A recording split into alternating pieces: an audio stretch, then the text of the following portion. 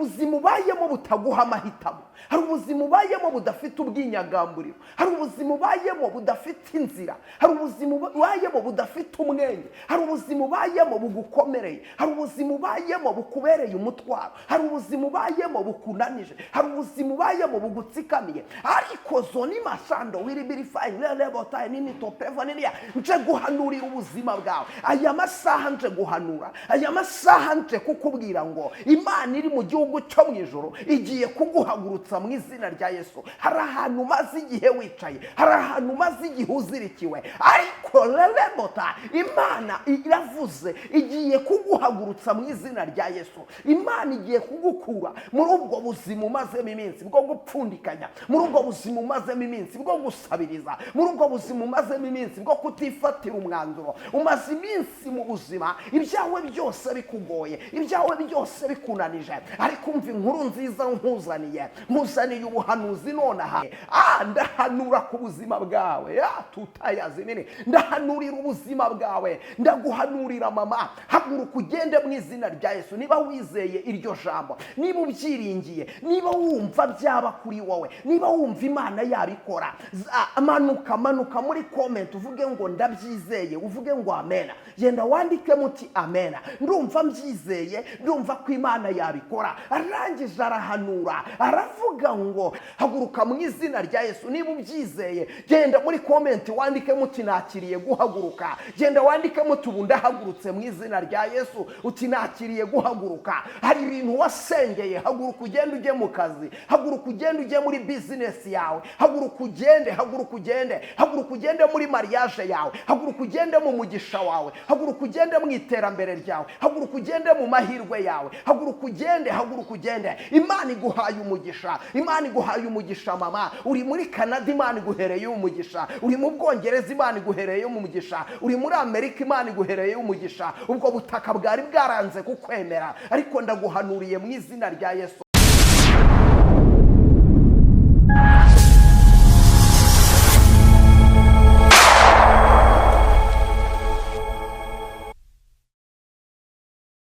Yesu ashimwe, kangusuhuza nkwifurize amahoro y'Imana. Ugarutse kubana natwe habwa umugisha n'Imana.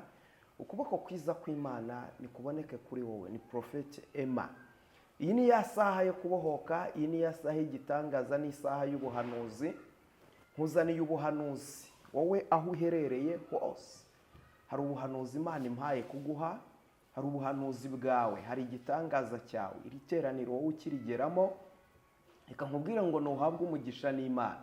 Ukirigeramo Uwiteka aguha umugisha, hari igitangaza uri bukuremo, hari ibyawe biri bubohoke, hari ibyawe uri bwakire.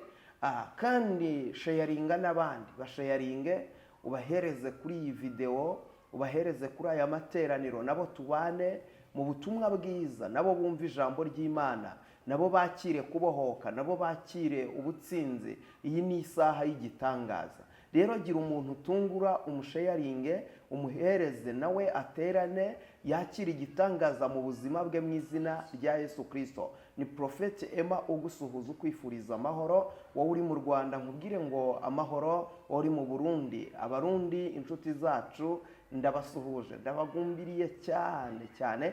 Uhabwe umugisha n'Imana. Ukuboko kwiza kw'Imana kuboneke kuri mwebwe. Abari Zambia, Mozambique, Malawi, abari muri Afrika y'Epfo ndabasuhuje mu izina rya Yesu Kristo. Hari n'abajya badukurikira bari muri za Saudi Arabia, ndabasuhuje, mbifurije amahoro y'Imana. Abari mu Buraya muraho, Uwiteka bagirire neza. Hari abari muri France, hari abari Belgique, hari abari mu Bwongereza, inshuti zacu cyane ndabasuhuje, muhabwe umugisha n'Imana. Hari abantu mudukurikiye muri Australia, bari muri Canada, abari muri Amerika, babwire ngo ni muhabwe umugisha n'Imana. Hari abandi ntavuze ariko muri mu ngune enye zose z'isi kandi mudukurikira. Imana y'amahoro ibaha umugisha. Ku muntu wa followinze Prophet Emma ugakora subscribe kuri iyi channel, Imana y'amahoro iguha umugisha, Imana iguha umugisha, kandi Imana iguhindurire amateka. Kuboko kwiza kw'Imana kuboneke kuri wowe.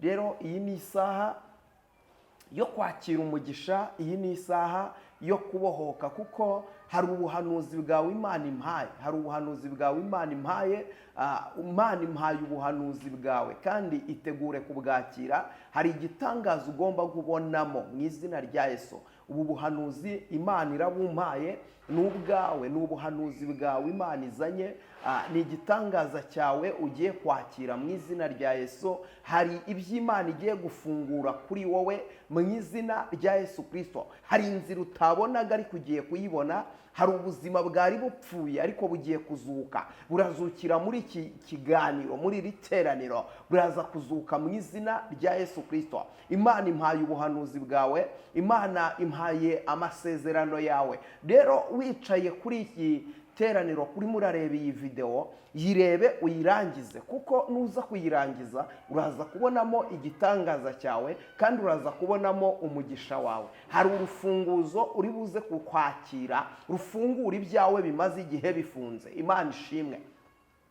Hari ibyawe bimaze igihe bifunze ariko Imana ikuntumyeho mu izina rya Yesu Kristo. Imana ikuntumyeho wa mumama we, Imana ikuntumyeho wa mukobwa we, Imana ikuntumyeho wa musore we, Imana ikuntumyeho. Imana ikuntumyeho rero, izere ko ugiye kwakira igitangaza, izere ko ugiye kwakira impinduka mu buzima bwawe, izere ko ugiye kwakira impinduka mu rugo rwawe, izere ko ugiye kwakira impinduka mu bana bawe, uzere ko ugiye kwakira mu izina rya Yesu. Hari ibintu bigiye guhinduka, hari ibintu bigiye kubohoka mu izina rya Yesu Kristo. Ijambo ry'Imana ryamwe ngo hahirwa umuntu wiringira Uwiteka, Uwiteka nawe akamubera ibyiringiro. Imana ishimwe. Hahirwa umuntu wiringira Uwiteka, Uwiteka nawe ngamubera ibyiringiro. Imana itugirire neza. Ariko iyo mvuze kubahiriwe, mita mfashwa n'ijambo cyane cyane riri muri Zaburi igice cya mbere. Ni Zaburi nkunda cyane. Zaburi igice cya mbere haravuga ngo hahirwa umuntu,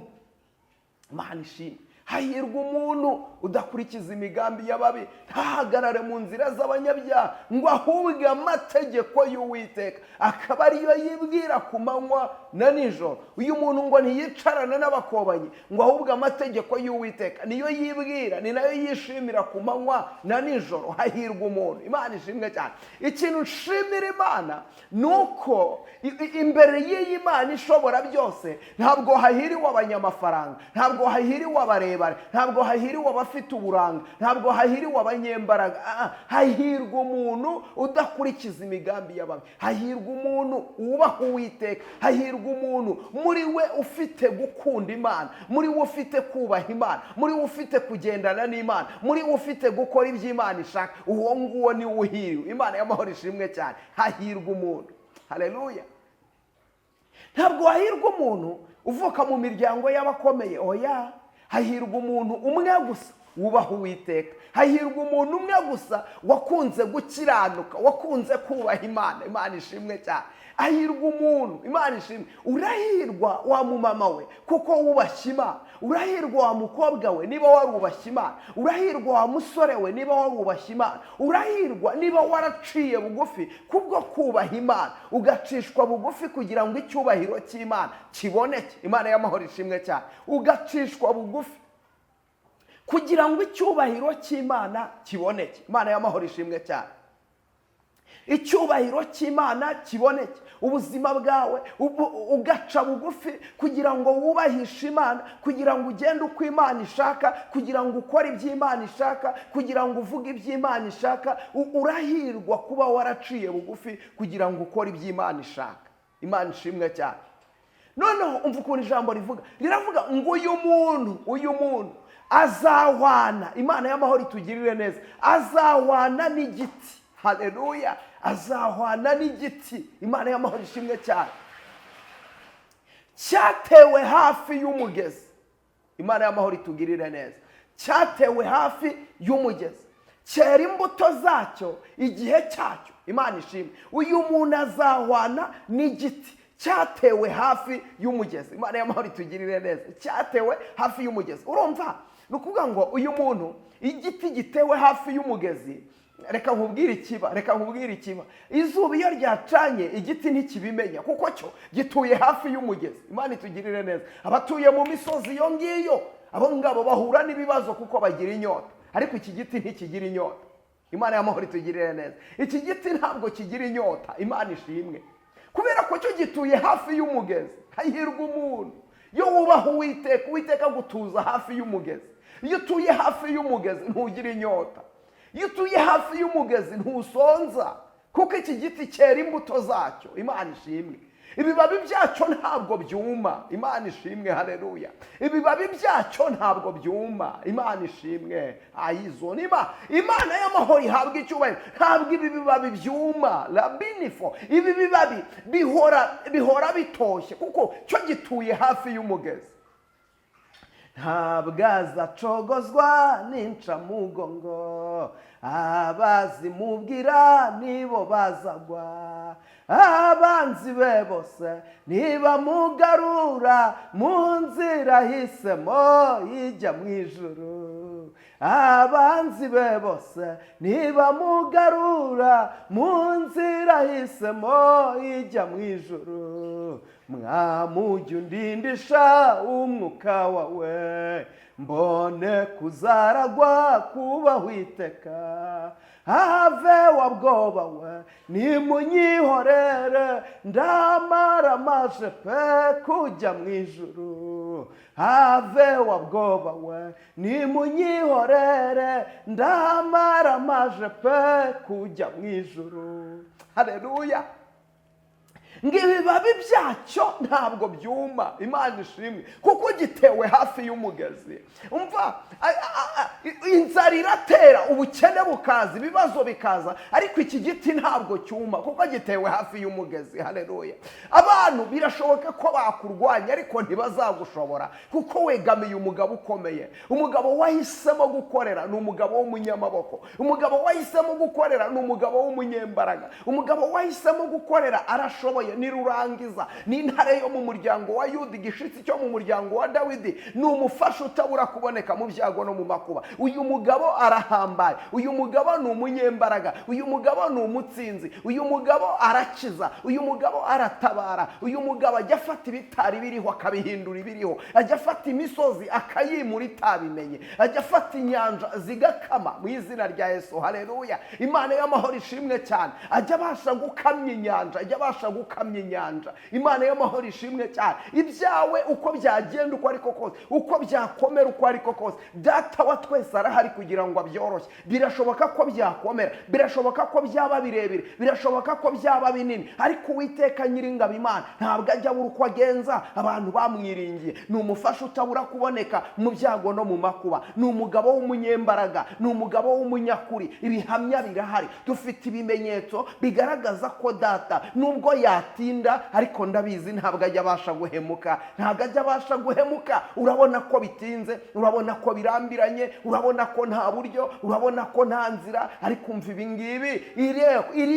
Irinde kwibagirwa umwami wawe, mwikomezeho umuhanga amaso. Icyo yavuganye nawe kizasohora. Yego aratinze, ariko nubwo atinze ntabwo ajya abasha guhemuka. Ni umufasha utabura kuboneka mu byago no mu makuba. Ajya yitamurura mu gicuku cya nyuma, agaseruka, kandi yaserutse aseruka nk'intwari. Ni umugabo w'umunyamaboko, ni umugabo arinda ijambo ry'ibihe n'ibihe, akarinda n'uwo yaribwiye kugira ngo rizasohore. Umva mvugane nawe mama, ijambo Data yavuganye nawe rizasohora n'ukuri kw'Imana. Ijambo Data yakuvuzeho humura bizaba. Uko byagenda uko ariko kose, ihanganira igicuku utegereza igitondo. Inkoko yabika itabika, amaherezo buzacya. Imana y'amahoro ishimwe cyane. Nari nyikubwira rero ngo uyu muntu, umva ijambo rinezeza. Haravuga ngo icyo azakora cyose kizamubera cyiza. Imana y'amahoro ishimwe. Icyo azakora cyose kizamubera cyiza. Imana y'amahoro itugirire neza. Icyo azakora cyose kizamubera cyiza. Uyu muntu nacuruza azunguka. Uyu muntu icyo azakora cyose kizamubera umugisha. Najya mu kazi kazamubera umugisha. Najya gucuruza azunguka. Ibyo azakora byose azatera imbere, azagera kure, azaba umutsinzi mu izina rya Yesu. Kuko uyu muntu ntabwo ajya ananirwa. Uyu muntu Yesu aramushoboza. Naho yacitse intege Data amuha imbaraga. Aho ubona ko byanze Data arakubwira ngo komera. birakomera kuko muri kumwe. Imana itugirire neza. Rero nkuzaniye ubuhanuzi uyu munsi, Imana y'amahoro igiye kuguhagurutsa. Imana ishimwe. Hari abantu Imana yambwiye igiye guhagurutsa kandi ikabahagurutsa muri uku kwezi kwa 9. Muri aya amezi 9 arashize nta kintu wabonye ku buzima bwawe, ariko Imana igiye kuguhagurutsa mwizi. Imana y'amahoro ishimwe cyane, izina ry'Uwiteka nirishimwe. Ndagira ngo nkubwire ngo tumbira mu gihugu cyo mu ijuru hari Imana ihindura amateka, hari Imana ivuga bikaba, hari Imana itegeka bigakomera. Kadusome ijambo ry'Imana. Ijambo ry'Imana uyu munsi turasoma ibyakozwe n'intumwa, ibice byaho ni 3. Turasoma duhereye ku murongo waho wa mbere. Haravuze ngo Petero na Yohana bakiriza ikirema ku irembo ry'urusengero. Imana itugirire neza. Nuko Petero na Yohana barazamuka bajya mu rusengero mu gihe cyo gusenga, ari cyo saa 9. Hariho umuntu wavutse arema ibirenge, yarahekwaga agashyirwa ku irembo ry'urusengero ryitwa Ryiza kugira ngo asabirize abinjira mu rusengero. Abonye Petero na Yohana bagiye kwinjira mu rusengero, arabasaba ngo bamuhe. Petero na Yohana baramutumbira. Petero aramubwira ati turebe. Abitaho agira ngo hari icyo bamuha. Petero aramubwira ati ifeza n'izahabu ntabyo mfite, ahubwo icyo mfite ndakiguha. Mu izina rya Yesu Kristo w'i Nazareti haguruka ugende. Maze amufata ukuboko kw'iburyo aramuhagurutsa. Uwo mwanya ibirenge bye n'ubugombambori birakomera, arabandaduka arahagarara, aratambuka yinjirana nabo mu rusengero, atambuka yitera hejuru ashima Imana. Abantu bose babona agenda ashima Imana baramumenya ko ari we wajyaga yicara ku irembo ry'urusengero ryitwa Ryiza asabiriza ngo bamuhe. Barumirwa cyane batangazwa n'ibimubayeho. Imana y'amahoro ishimwe cyane. Ndagira ngo mvugane nawe. Hari abantu bagiye gutangazwa n'ibintu bigiye kuba ku buzima bwawe. Bibiliya itubwiye umuntu. Imana itugirire neza. Ntabwo Bibiliya idusobanuriye niba uyu muntu yari umukobwa cyangwa yari umumama cyangwa yari umugabo cyangwa se wenda yari umusore, ariko kimwe cyo yari umuntu. Birashoboka ko yari umumama, birashoboka ko yari umukobwa, birashoboka ko yari umusore, birashoboka ko ariko yari umuntu. Kandi Bibiliya iravuze ngo yarahekwaga. Imana itugirire neza. Yarahekwaga. Imana y'amahoro itugirire neza. Uyu muntu Imana itugirire neza. Yari yaravutse aremaye. Imana y'amahoro itugirire neza. Yari yaravutse afite ibibazo by'ingingo. Imana y'amahoro itugirire neza. Yari yaravutse ubuzima bwe buri aho ngaho. Ubuzima bwe nta kindi kintu yakoraga uretse gusabiriza. Kandi gusabiriza ntabwo yigenzaga ngo ajye gusabiriza. Burya gusabiriza nako kuratandukanye. Hari uburyo umuntu asabiriza ariko akaba yigenzaga. Ukigenza ukajya gusabiriza ku rugo rwo kwa Ntuza, ukayigenza ukajya gusabiriza, ugahagarara kuri gare ugasabiriza, ugahagarara ku muryango wa sitade ugasabiriza. Ariko uyu nguyu we yategerezaga n'abamuheka. Imana y'amahoro itugirire neza. Mu yandi magambo yararemaye amaguru, ntabwo yabashaga kugenda. Imana itugirire neza. Ni ukuvuga ngo uyu muntu nta byiringiro na bikeya yari afite. Imana itugirire neza. Nta byiringiro na bikeya yari afite kuko yararemaye totali. Ni ukuvuga ngo yategerezaga umuntu uza kumuheka. Iyo atamubonaga byanze bikunze yarabwirirwaga. Ijambo rero riravuze ngo yarahekwaga. Imana itugirire neza. Yarahekwaga.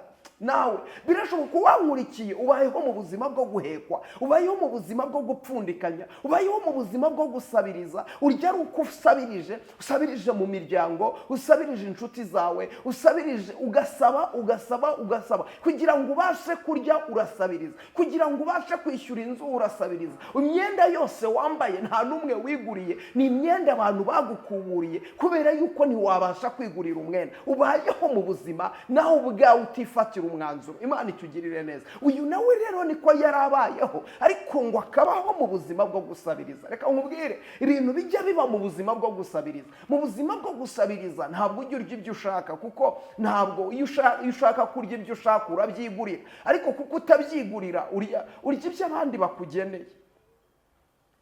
Iyo uri mu buzima bwo gusabiriza, iyo usabye umuntu amafaranga akaguha amafaranga atagikora, ntuburana. Imana itugirire neza. Uguhaye yacitse ntuburana. Uguhaye igiceri cya 5 ntuburana. Uguhaye ikijegeri ntuburana. niyaguciriye mu maso nabwo ntuburana.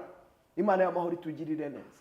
Hari ubuzima ubayemo butaguha amahitamo, hari ubuzima ubayemo budafite ubwinyagamburiro, hari ubuzima ubayemo budafite inzira, hari ubuzima ubayemo budafite umwenge, hari ubuzima ubayemo bugukomereye, hari ubuzima ubayemo bukubereye umutwaro, hari ubuzima ubayemo bukunanije, hari ubuzima ubayemo bugutsikamiye. Ariko zoni mashando wiribiri fine lebo taye nini topeva niniya, nje guhanurira ubuzima bwawe. Aya masaha nje guhanura, aya masaha nje kukubwira ngo Imana iri mu gihugu cyo mu ijoro igiye kuguhagurutsa mu izina rya Yesu. Hari ahantu maze igihe wicaye, hari ahantu maze igihe uzirikiwe, ariko lelebota Imana iravuze igiye kuguhagurutsa mu izina rya Yesu. Imana igiye kugukura muri ubwo buzima umazemo iminsi bwo gupfundikanya, muri ubwo buzima umazemo iminsi bwo gusabiriza, muri ubwo buzima umazemo iminsi bwo kutifatira umwanzuro. Umaze iminsi mu buzima ibyawe byose bikugoye, ibyawe byose bikunanije,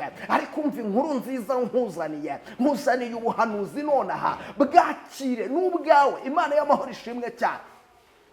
Ubu buhanuzi nubwumva neza buraguhagurutsa. Ni ubuhanuzi bwo guhaguruka. Ugiye guhaguruka, ubuhanuzi bwo guhaguruka. Haguruke mu madeni, haguruke mu bushomeri, haguruke mu buzima bupfuye, haguruka mu buzima bw'umubabaro, kuko Yesu yaje. Yesu yohereje marayika we kugira ngo aguhagurutse. Hari marayika Imana yohereje ku buzima bwawe, hari umuhanuzi Imana yohereje kugira ngo agufate ikiganza. Aya masaha Imana ikuntumyeho, Imana iranyohereje, ndi umuhanuzi w'Imana kugira ngo mfate ikiganza cyawe ngo uhagurutse mu izina rya Yesu Kristo. Haleluya. Imana ishimwe, Imana ishimwe, Imana ishimwe. Hari umuhanuzi Imana yohereje kugira ngo aguhagurutse mu izina rya Yesu. Iri jambo riravuga ngo yarahekwaga agashyirwa ku irembo ry'urusengero ryitwa Ryiza kugira ngo asabirize abinjira mu rusengero. Imana itugirire neza. Ariko ngo yarahekwaga, ubuzima bwe bwari uguhekwa, ubuzima bwe bwari ugupfundikanya, ubuzima bwe bwari ubuzima bw'ibibazo, ubuzima bw'imibabaro. Ariko Imana ishimwe yuko itajya yibagirwa abantu bayo. Igihe kimwe rero iminsi iba myinshi igahimwa n'umwe. Imana y'amahoro itugirire neza. Iminsi iba myinshi igahimwa n'umwe. Ngo igihe kimwe kiragera, Imana itugirire neza. Hari igihe kijya kigera Imana ikitamurura, hari igihe kijya kigera Imana igakora, hari igihe kijya kigera Data agasubiza, hari igihe kijya kigera Data agahindura amateka, hari igihe kijya kigera Data agahindura ibihe, akanyuranya ibihe. Imana ishimwe. Hari igihe kijya kigera, hari igihe kijya kigera wa mukobwa we Data akakwibuka, hari igihe kijya kigera Data akakumara umubabaro, hari igihe kijya kigera. Rero ngo igihe kiragera ngo yaje gusabiriza nk'uko yamenyereye. Imana y'amahoro itugirire neza. Ngo araza ngo agicara hamwe yamenyereye, barahamushyira kugira ngo asabirize. Uwo munsi rero haje abagabo badasanzwe. Ngo yagiye kubonabona abagabo, ngo uwitwa Petero na Yohana barahingutse. Ngo abitegereje aravuga ati nasabirije kera, ariko abangaba bagiye kumpa amafaranga nkubayo, bagiye kumpa amafaranga mpindurira ubuzima. Imana y'amahoro itugirire neza. Imana ishimwe. Ngo arabareba agira ngo hari icyo bari bumuhe. Imana itugirire neza. Ngo bamugeze imbere, ngo Petero arangije aramubwira ngo turebe. Imana itugirire neza. Umfa aya ntabwo ari nka ya magambo y'abantu bakubwiye ngo barebe, wabareba ntibagire icyo baguha. Hari abantu bagusezeranyije ariko ntabwo babikoze, hari abaguhaye promesse ariko ntibazisohoza, hari abantu bakubwiye ngo bazagukorera ariko nta kintu bakoze. Imana y'amahoro itugirire neza. Ngo arangije ngo abita wagira ngo hari icyo bari bumuhe. Ngo arabareba barangije nabo baramubwira batuturebe. Imana itugirire neza. Aravuga ati ubungubu kabaye ngiye gukira. Ngo arangije ngo arabareba. Umva, uzi kureba abantu ugira ngo hari ikintu bari buguhe. Umva ijambo Petero yavuze. Yaramubwiye ngo ifeza n'izahabu ntabyo dufite. Oh my God, ifeza n'izahabu ntabyo dufite. Imana itugirire neza. Wari utegereje ifeza n'izahabu, ariko nonaha ntabyo dufite, ariko icyo dufite turakiguha mu izina rya Yesu. Icyo dufite turakiguha mu izina rya Yesu. Arangije Petero aterura amagambo, arahanura aravuga ngo in the name of Jesus, haguruka ugende mu izina rya Yesu. Haleluya. Arahanura aramubwira ngo haguruka ugende. Nawe aho uherereye, ndahanura ku buzima bwawe.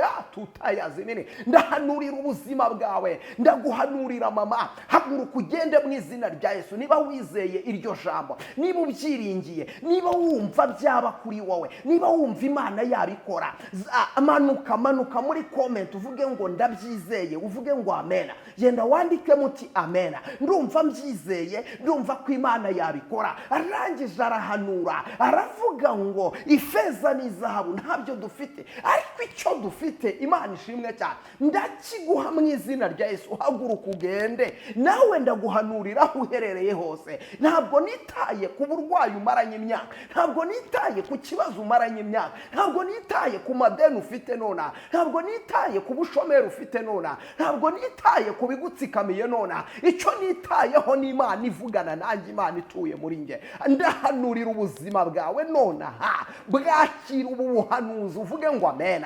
Imana ya Isiraheli ivuganye nanjye, avuga ngo ije kuguhagurutsa. Ndaguhanurira rero mu izina rya Yesu, haguruka ugende.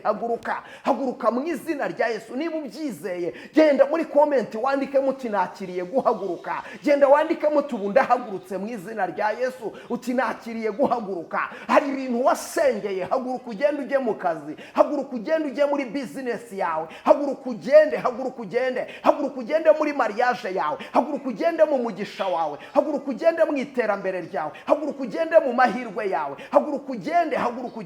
Imana iguhaye umugisha mama. Uri muri Canada, Imana iguhereye umugisha. Uri mu Bwongereza, Imana iguhereye umugisha. Uri muri Amerika, Imana iguhereye umugisha. Ubwo butaka bwari bwaranze kukwemera, ariko ndaguhanuriye mu izina rya Yesu, burakwemeye none ahangaha. Akira kwemerwa n'Imana, akira guhagurutswa n'Imana, akira gukomezwa n'Imana, akira kwagurirwa imbago, akira guhindurirwa amateka.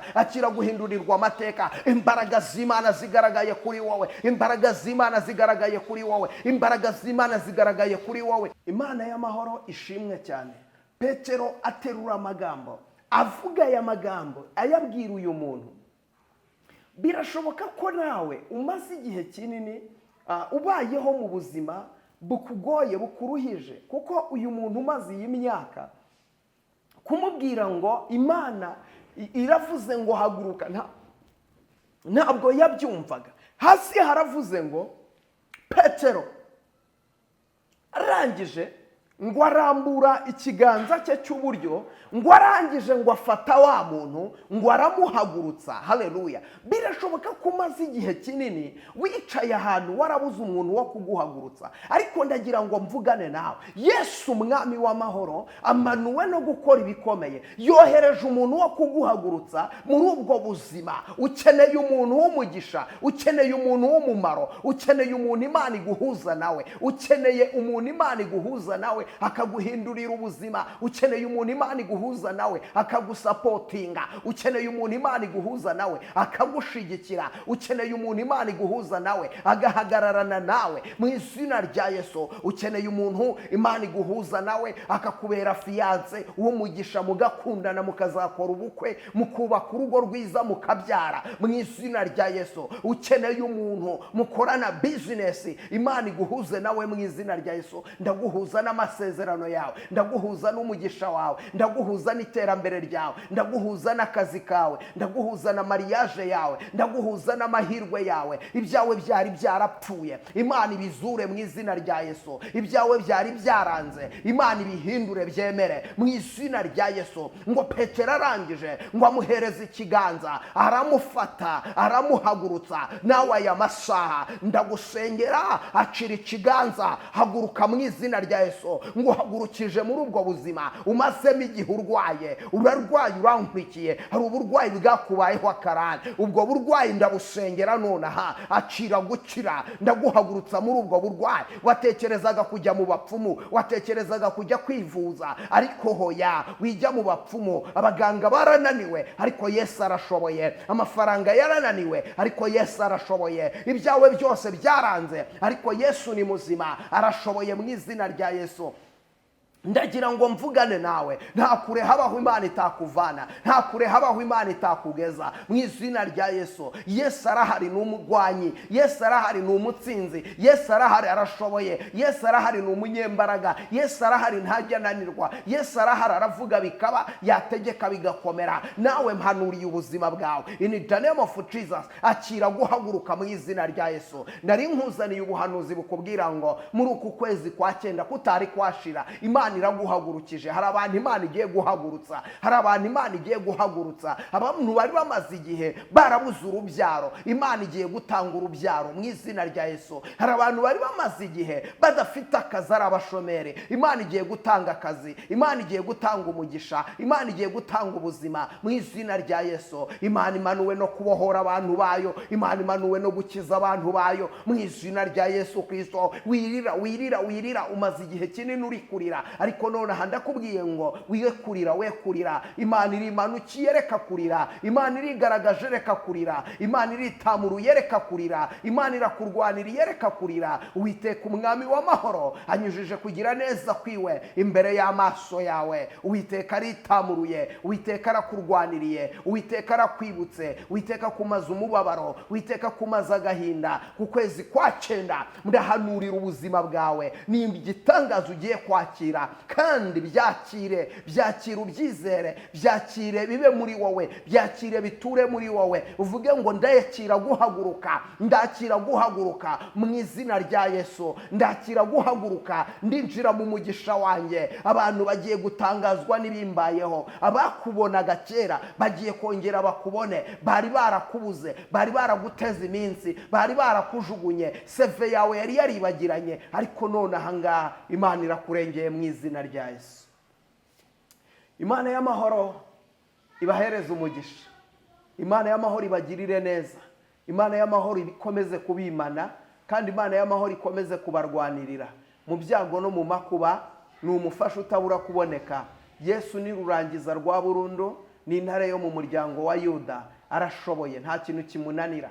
Mumwikoreze imitwaro yanyu kuko yita kuri twebwe. Rero nahanuriraga ubuzima bwawe nkubwira ngo hari ikintu Imana ikoze, hari ikintu Imana ikoze ku buzima bwawe. Imana iguhaye umugisha, Imana ikugiriye neza, Imana irakurengeye kuko wakunze gukiranuka. Aba bantu ndimo mvuga Imana igiriye neza ntabwo ari abakunze gukiranirwa, n'abakunze gukiranuka. Kuko wakunze gukiranuka, Imana igiye kuguha umugisha. Abantu bagusubije inyuma, ariko Data kwigije imbere. Abantu baragutaye, ariko Data aragutoraguye. Abantu barakwanze, ariko Data guhinduriye ubuzima. Akira kugirirwa neza n'Imana, akira kwagurirwa imbago, akira kumarwa umubabaro, akira kumarwa agahinda. Ibyawe byapfuye birazutse. Imana ikuremeye amashimwe, kandi Imana ikuremeye ubuhamya bushya mu izina rya Yesu. Witinya, kuko Uwiteka ari kumwe nawe. Witinya wa munyembaraga we, witinya wa munyamugisha we, witinya wa mutsinzi we, witinya. Haleluya. Yesu arahambaye, Yesu ni muzima, Yesu ntananirwa, Yesu ntatsindwa. Uko yarari kera n'uyu munsi niko akiri, uko yakoraga ibikomeye na n'uyu munsi niko akibikora. Rero ni umufasha utabura kuboneka mu byago no mu makuba. Rero humura, Yesu ari ku ngoma, Yesu ari ku ngoma, Yesu ari ku ngoma, Yesu ari ku ngoma. Ni umutsinzi, Yesu ari ku ngoma, arashoboye, Yesu ari ku ngoma, arahambaye, Yesu ari ku ngoma, aracyabasha gukora ibikomeye. Mwizere kandi umwiringire, mwizere kandi umuhangeho amaso. Na ahantu hose waburi, dosiye yose yabikuriho, ubona ko itazakemuka, ubona ko itazavaho, uko yabingana uko ariko kose, Yesu abasha guturisha imiraba, abasha guturisha imiraba. Imiyaga yose ni uyihagarika, iyo avuze ngo nibituze byose biratuza. Imiyaga yose ni uyicecekesha, iyo avuze ngo nibiceceke nta na kimwe kimusaba ijambo. Umva nkubwire, ubukene ni ububwira ngo nibugende, kandi iyo abubwiye ngo bugende buragenda.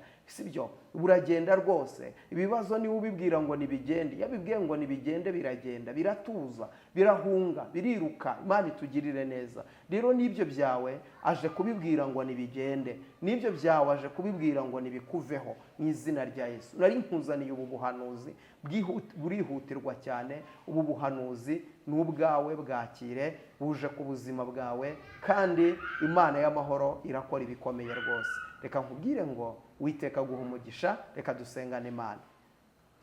Data mu izina rya Yesu, Imana nkuru, Imana y'imbaraga, Imana y'ubutware, Imana yumva gusenga, Imana ivuga bikaba, Imana itegeka bigakomera. La bini foshando wiri biri file lele botai nini topevo niya. Aya masaha nyaguhora ku ngoma Imana. Ndasenze nsengeye umuntu warunkurikiye, muhereza umugisha, muhindurira amateka. Uyu muntu mwagurira imbago, uyu muntu murwanirire, uyu muntu mushigikire, uyu muntu yararwaye reka yakire gukira. Hari abari baboshe ndabasengeye babohoke. Hari abamaze igihe bicaye mu buzima bupfuye, ndabasengeye mu izina rya Yesu Kristo. Reka imbaraga zawe zibafateho, amaraso yawe nabafateho, ubutware bwawe nibubafateho. Bahindurira ubuzima, bahindurira amateka, bagurira imbago, banyuze mu gitangaza cyabo, banyuze mu mugisha wabo. Wari umaze igihe kinini ari ku gisasiro cy'uburwayi, uyu nguyu ndamuhagurutsa kuri icyo gisasiro. Wari umaze igihe kinini mariage zawe zipfa byanga bidakunda, ariko amahirwe yawe arabonetse. Mu izina rya Yesu ndagusengera, injira mu mahirwe yawe, injira mu mugisha wawe mu izina rya Yesu. N'uyu washakaga gukizwa umuha agakiza mu izina rya Yesu Kristo. Mana ukora ibikomeye, imbaraga yawe hindura amateka y'ubuzima bw'abantu benshi, wiyerekane kandi wigaragaze, kuko uri umwami w'amahoro utajya unanirwa, uri umutsinzi, uri umufasha utabura kuboneka mu byago no mu makuba. Ndagushimye Kristo,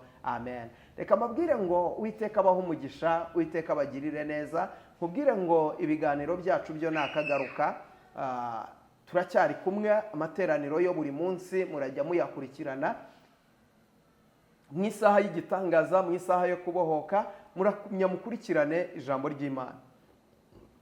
Kamabwire ngo Yesu abahe umugisha, Yesu abagirire neza, Uwiteka biyereke, abarwanirire, ababambira amahema, abamara umubabaro, kandi nzi neza ko tuzahura ushima Imana. Ushima Imana. Shaka ngusengera by'umwihariko, fata iyo nimero ubona kuri screen yawe, unyandikira umbwira uti Prophet nshaka gusengana nawe. Andika 078 59 77 806 078 59 77 806. Iyo niyo nimero wabasha kumbonaho, tugasengana Imana kandi Imana ikabohora ubuzima bwawe. Kankubwire ngo Uwiteka kwishimire, Uwiteka kugirire neza, wakoze kuba muri uyu mwanya mwiza wo gusenga. Imana y'amahoro iguhereza umugisha. Reka nkubwire ngo shalom shalom, bye.